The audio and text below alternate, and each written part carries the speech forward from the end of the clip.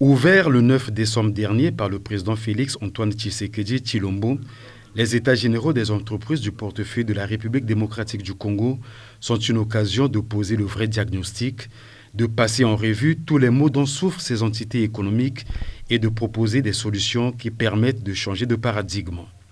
Invité à ces assises et fort de son expérience pour avoir organisé en février dernier à Brazzaville le premier forum des entreprises publiques en Afrique centrale, le ministre du Budget, des Comptes publics et du Portefeuille public a animé un panel sur l'expérience de la République du Congo en ce qui concerne la gestion du portefeuille de l'État. Dans sa présentation, Ludovic Ngati a mis l'accent sur la gouvernance et le financement de ces entreprises. Évoquant quelques dispositions de la future loi en la matière, il souligne l'obligation pour les administrateurs des entreprises publiques de signer des contrats de performance. Dans le cadre de la gestion axée sur les résultats, le budget de l'État va basculer en mode programme à partir du 1er janvier 2025. Nous voulons que les opérateurs de politique publique, que sont ces entreprises, soient gérés aussi de manière à ce qu'il y ait des contrats de performance. La gestion se fasse sur la base des résultats attendus. Donc, pour ce faire, on a l'obligation, à partir de l'année prochaine, d'élaborer des contrats de performance avec l'ensemble des structures de l'État pour que les gestionnaires rendent des comptes.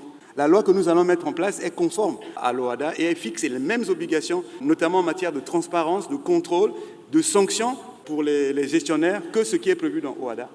Le ministre Ludovic Ngati mentionne également la digitalisation des procédures de gestion des entreprises du portefeuille public pour les rendre plus performantes.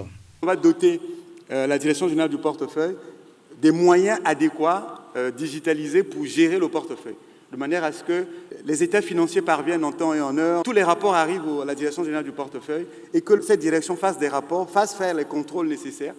Et d'ailleurs, on va renforcer le rôle de la direction générale du portefeuille, soit en faisant une agence de gestion des participations. Bref, tout est ouvert, mais on doit doter cette direction des moyens nécessaires pour qu'elle joue son rôle et soit vraiment le bras du ministère pour contrôler effectivement et veiller à la bonne performance des entreprises publiques. Autre aspect de l'intervention du ministre Ludovic Ngati, les nouveaux modes de financement des entreprises publiques. Ce qui a été, par exemple, organisé lors du dernier forum chez nous, c'est qu'on apprête nos structures à lever des fonds sur le marché.